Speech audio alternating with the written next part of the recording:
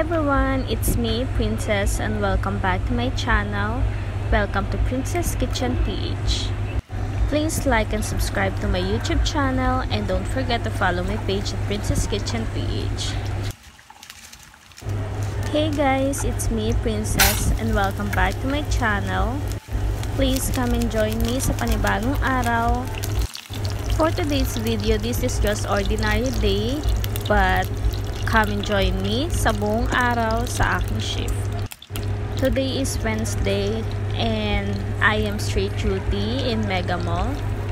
So, I am working as a sales associate in cake shop.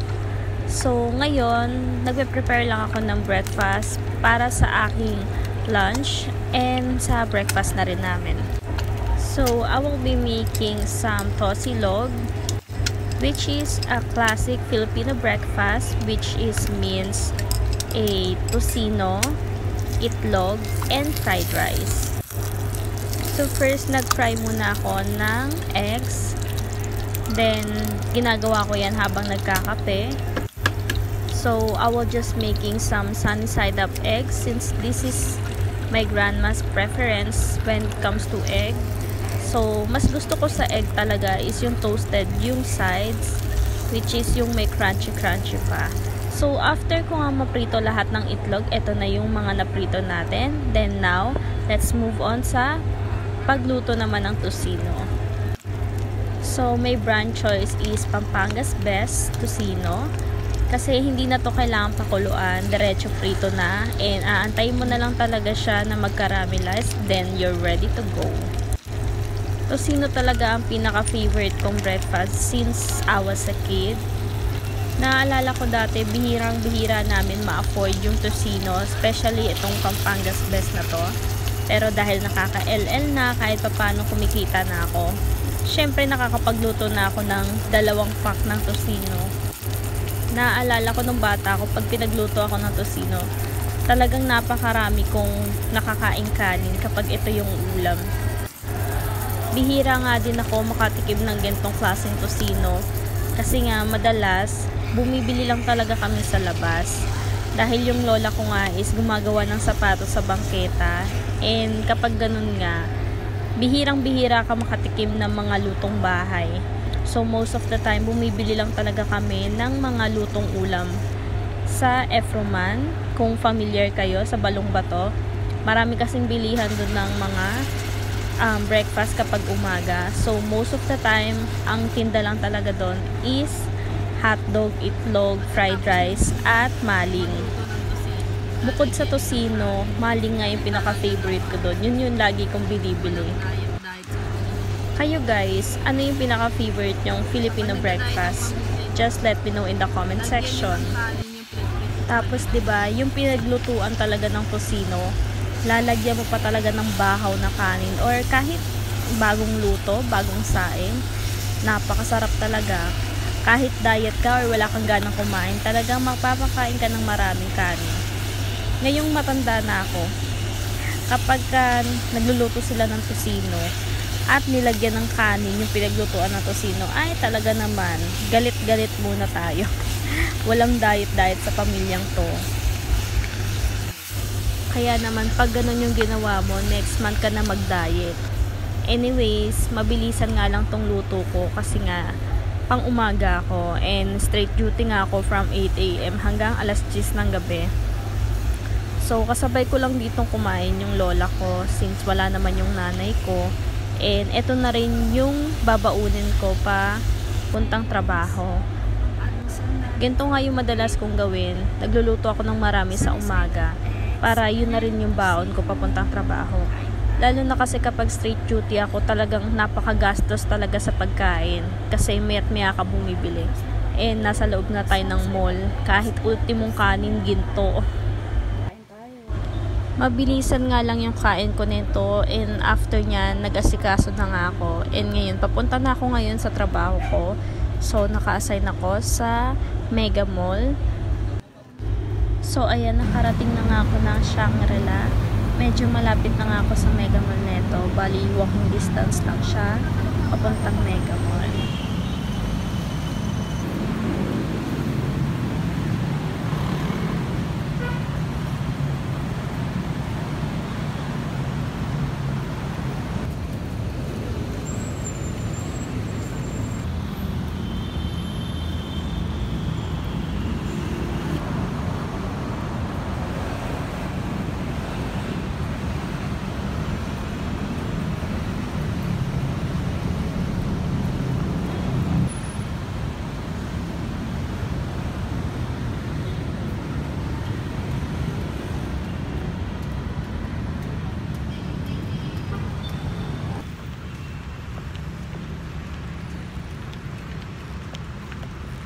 ngayon pupunta na ako sa work and I am opening today, so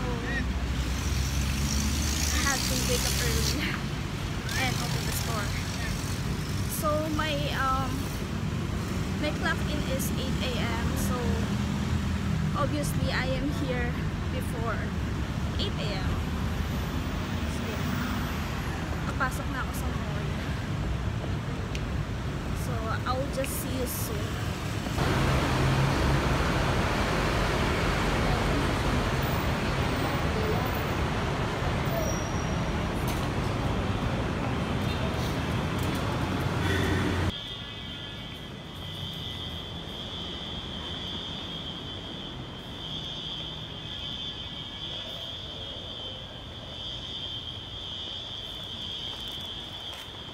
So, ayun guys, nakapasok na ako sa loob and punta lang tayo sa ating designated stall. Sobrang tahimik pa dito guys kasi most of the store here is still closed.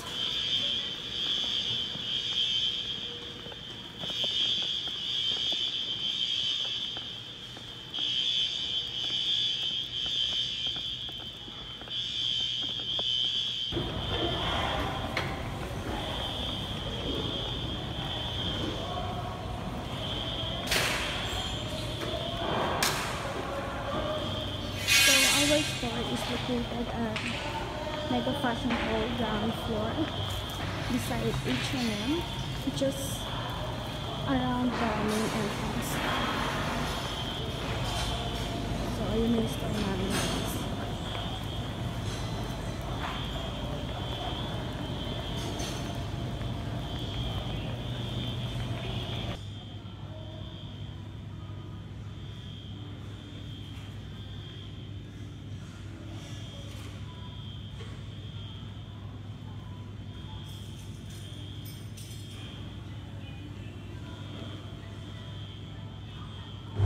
So ayan nga, nakarating na ako sa store.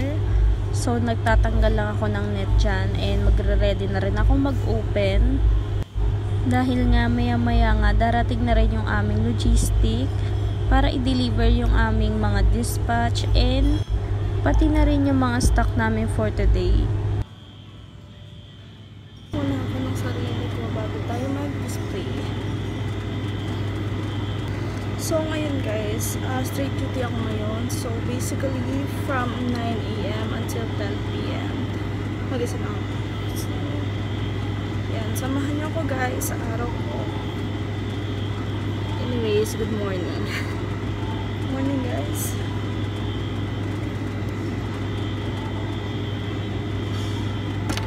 Just done my hair. Bago tayo proceed sa pag-frost ng cupcakes. Here's my coffee. Ang laki, diba? Ito yung kape ko. Walang kamatayang kape.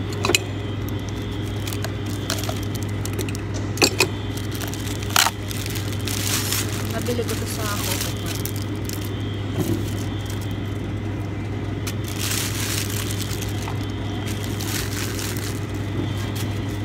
Ang laki. Mas malaki pa sa mukha ko. So, nabili ko to ng 85 pesos. Tapit tayo.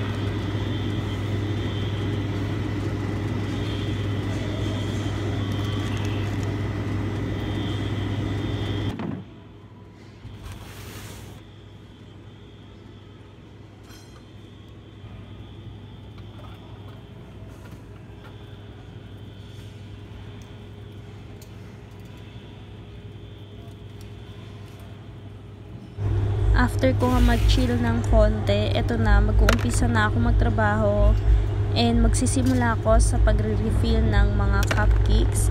Pero bago nga yan, kailangan muna natin mag-pipe ng mga cupcakes and itinabi ko na rin pala yung mga spoilage na cupcakes namin dahil ibabalik namin yan sa aming commissary.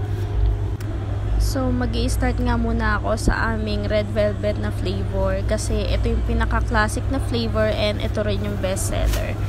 Dinamihan ko na ngayon gawa dito since meron kaming mamu Yung Mamu guys, yun yung restaurant na kumukuha sa amin ng cupcakes. Bali, yun yung pa-freebies nila. Bali, partnership namin sila sa mga cupcakes. So, bago nga tayo mag-start, nag-ready na nga muna ako ng basurahan dahil kapag umaga talaga sobrang messy kasi yung mga frosting, yung mga piping bag, dyan ko ilalagay mamaya. So, nag-ready lang ako dito ng 2 pan ng red velvet cupcakes. This is 24 pieces. Bali 12 pieces per tray. Then, ngayon naman, imimix ko nga muna tong mga cream cheese namin. And kukuha na ako ng gloves para naman hindi marumihan yung kamay natin. And for sanitary na rin. So, ayan, imimix ko lang dito yung cream cheese. Importanteng ginagawa to kasi nga baka mamaya may mga buo-buong cream cheese na hindi nahalo during the making ng frosting. So, ayan, ipapipe ko lang siya. Yung ginagawa kong pipe dyan is swirl lang. So, ito yung pinaka-basic na piping skill namin.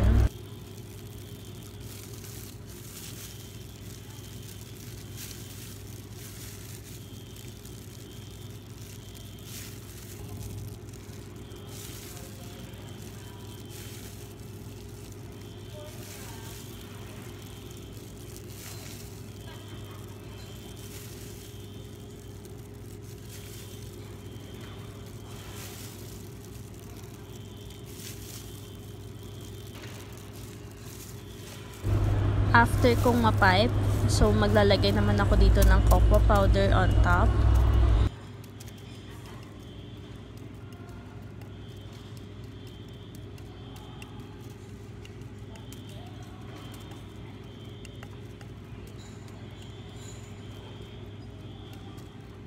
Since ready na nga yung ating mga cupcakes, so magre-refill na muna ako sa aming display showcase. Kasi maya-maya din, mag-open na rin ang mall. Kailangan complete na tayo ng display once na nag-open na yung mall.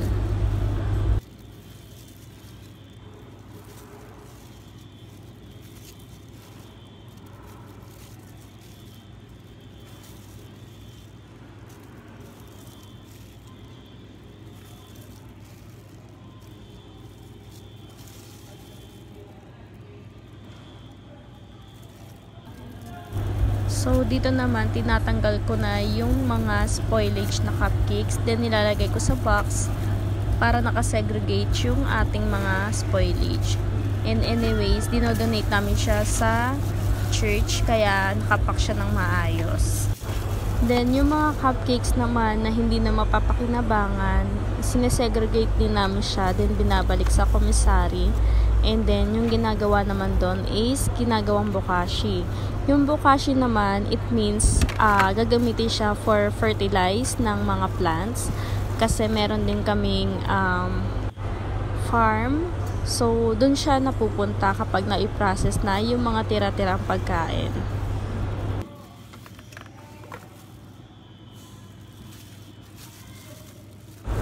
Ngayon naman, gagawa naman ako ng chocolate surprise na flavor. So, lalagyan ko lang yan ng vanilla buttercream and chocolate buttercream. So, we're going to use a chocolate cupcakes and also mocha. Yung combination naman ng mocha motion namin is chocolate cupcakes with mocha frosting.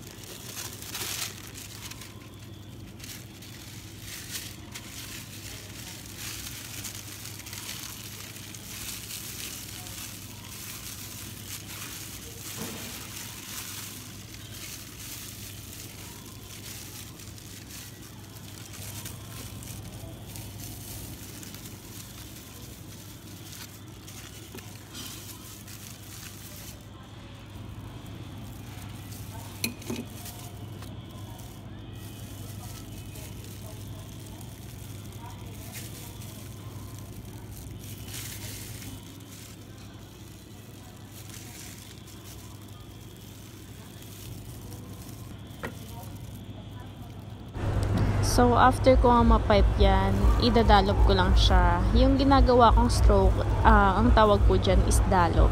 Then, after nyan, maglalagay naman tayo ng rainbow confetti sprinkles.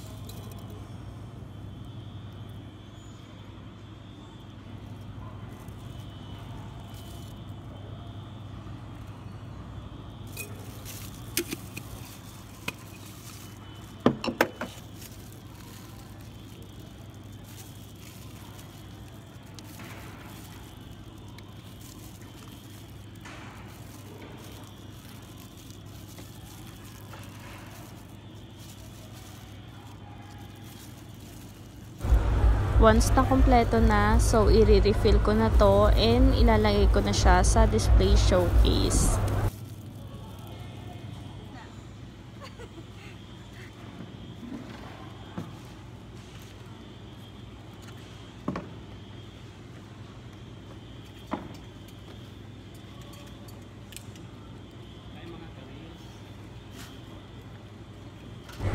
So, ayan nga, dito na nga, dumating na yung aming logistic.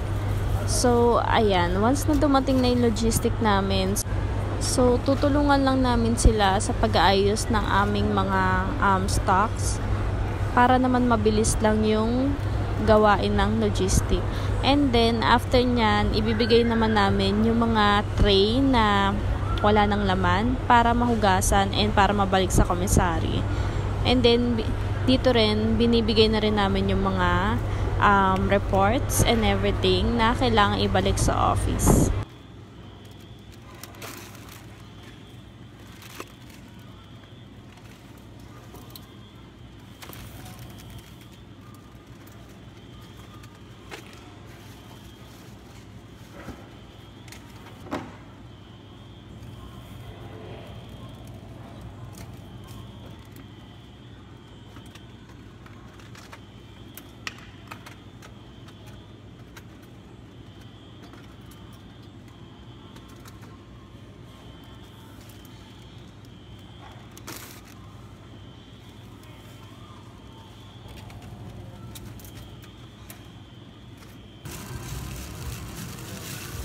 Ngayon naman, gamit pa rin namin is yung moist chocolate cupcakes namin. Ngayon, magpapipe lang ako ng amin newest na flavor, which is Death by Chocolate, meaning it's like an overload chocolate. So, unang-una dyan, bubutasan ko muna yung cupcakes, pero don't worry kasi ibabalik naman natin yung pinagtabasan. So, hindi siya sayang.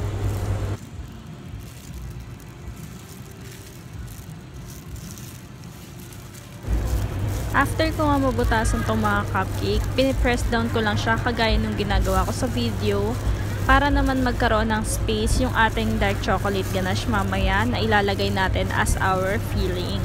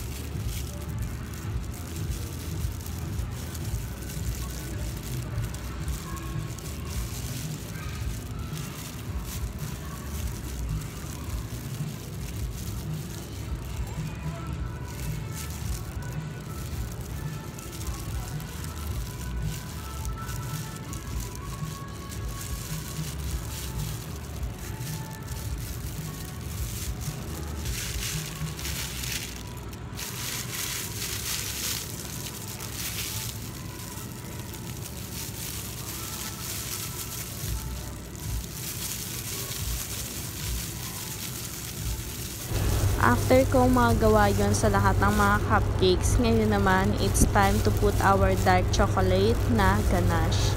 So, ilalagay ko lang siya sa center, and then, ibabalik ko yung ating tinabas na cupcakes.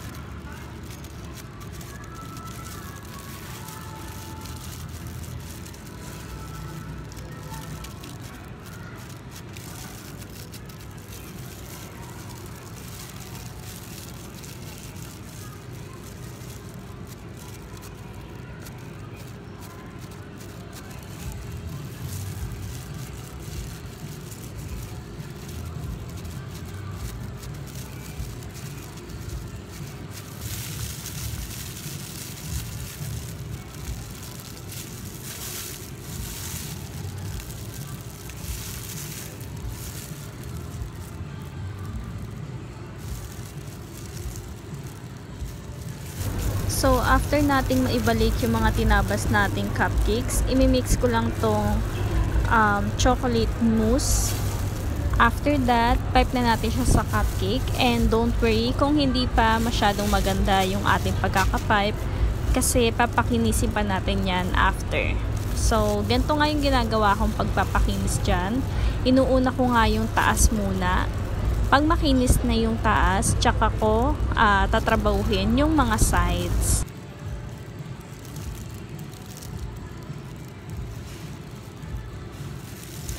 So, ang gagawin lang natin sa ating choco mousse na frosting is i-flatten lang natin siya. Then, after natin ma-flat yan, yung all side and pati yung top, kailangan makinis yun. After nun, ilalagay lang natin siya sa chiller while inaantay natin na matunaw yung ating dark chocolate na coating. Mamaya ipapakita ko sa inyo kung ano yung gamit ko pang tunaw ng chocolate. Pero before yan, eto nga ipapakita ko sa inyo kung paano ko siya ginagawa.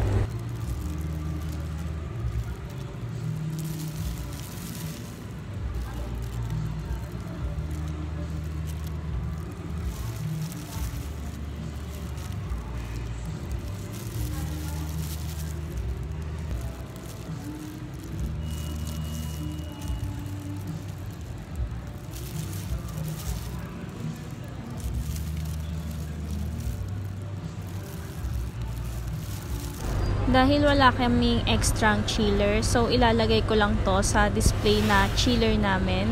And don't worry guys, kasi hindi pa naman open ang mall, so okay lang yan. Habang chini-chill ko nga yung ating choco mousse, then papainitin ko naman tong dark chocolate ganache natin na pang coating para ready na siya later. Dahil tunaw na nga ang ating dark chocolate ganache coating, so, i-mix lang natin to gamit ang spatula.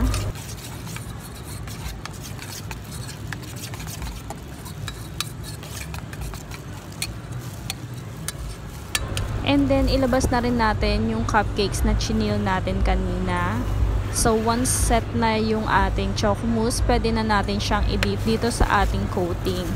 Ang importante lang naman kaya natin siya chinil is para hindi siya sumama kapag kinote natin siya.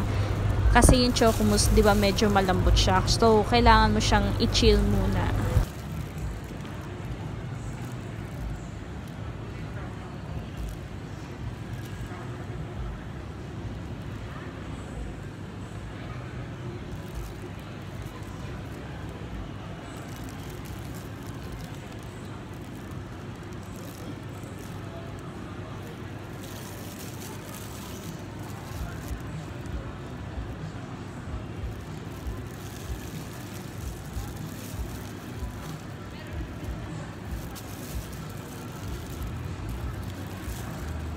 So, kapag dinip nyo siya sa ating coating, make sure lang na papatuluin nyo siya bago nyo siya iangat or ilagay sa tray. Then, repeat the process lang until maubos natin ang lahat ng cupcakes.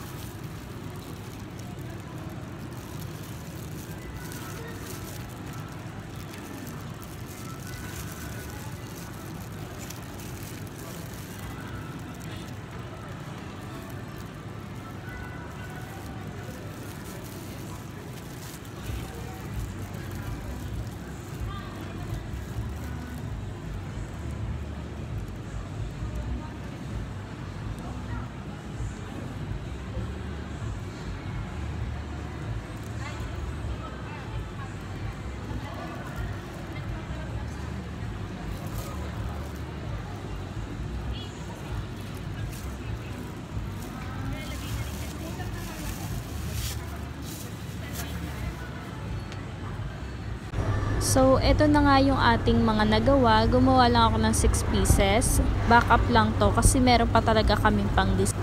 Ngayon naman, magpe-prepare tayo ng frosting para sa ating Rainbow Rebel. This is our special cupcakes for Pride Month. So, basically, it's just rainbow frosting. So, ganito yung ginagawa namin para ma-achieve nyo yung tricolor na frosting. Actually, kapag mga gantong tricolor, ginagawa talaga namin is nilalapat namin siya sa cling wrap. Since wala kaming available na cling wrap dito sa store, so I will just going to use a piping bag. So kinat ko lang to sa sides. So ito lang yung ginawa kong substitute para sa cling wrap. So yung kulay naman is wala namang specific, pero I suggest na gawin nyo is lightest to darkest para mas maganda yung kulay. Ayan, kapag piping bag yung gamit nyo, medyo limited lang yung magagawa nyong cupcakes. Actually, dito sa ginawa ko, 2 cupcakes lang yung na-pipe ko. So, trial lang naman to. This is actually my first time nagagawa ako ng mga tricolor na cupcakes. Kasi hindi talaga ako sumusubok ng ganito kasi medyo kinakabahan pa ako.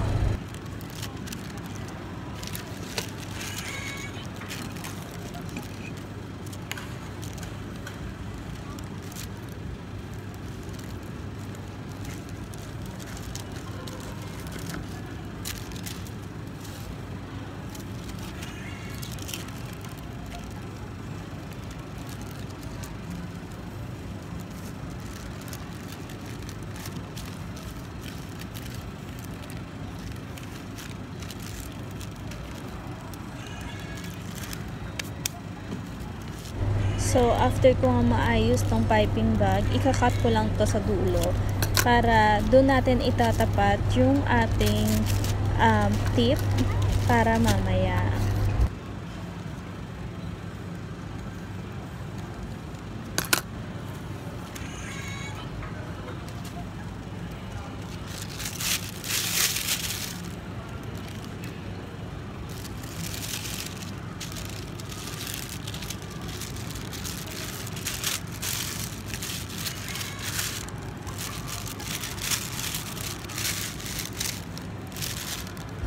So now, I will going to use 6B tip. So, gagawin ko dito is ipapipe ko lang siya ng swirl. So, actually, you can use any tip that you like depending on your preference.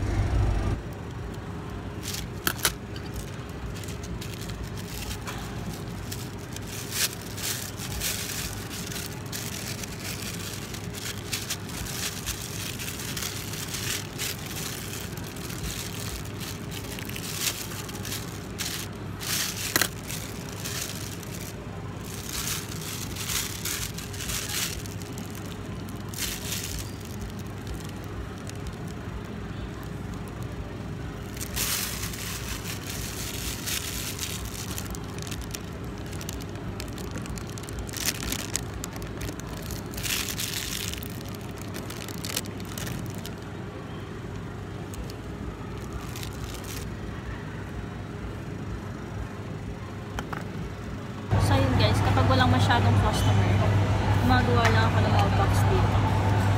So parang hindi tayo mag-board.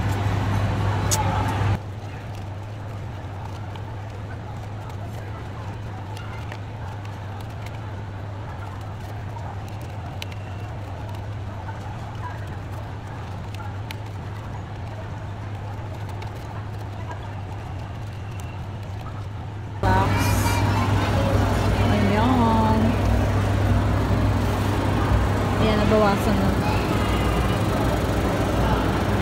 Tapos, mamaya, bago tayo mag-out, gagawin natin itong order na to. Itong order na to gagawin natin. Kasi may request dito. It's Rainbow Fiesta with dedication. Tapos, merong request na font size and font style. So, check it. Gawin natin to bago tayo mag-out. So, ito yung mga calendar natin. Ayan na. I'm making reports. Sir, close na kami. Close na kami. Guys, pauwi na ako. Nag-CR muna ako bago ko umuwi. Kasi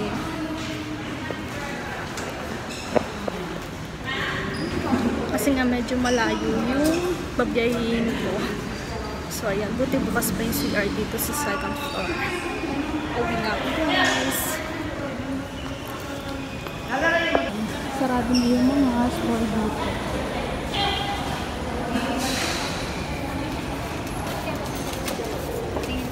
Parehas na. Uwi na.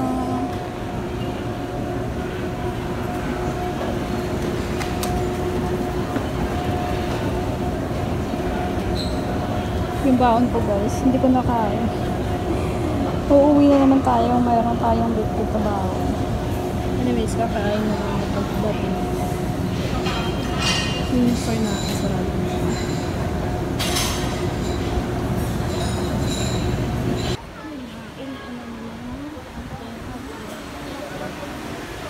Oh my God, guys. Ang malakas ng ulan. So, paglabas ko nga ng Mega Mall, ganito nga yung ganap. Sobrang lakas talaga ng ulan and sobrang daming stranded. So, ang ginawa ko, nagpatila nga muna ako ng ulan dahil wala akong payong. Anyway guys, this will be the end of our video.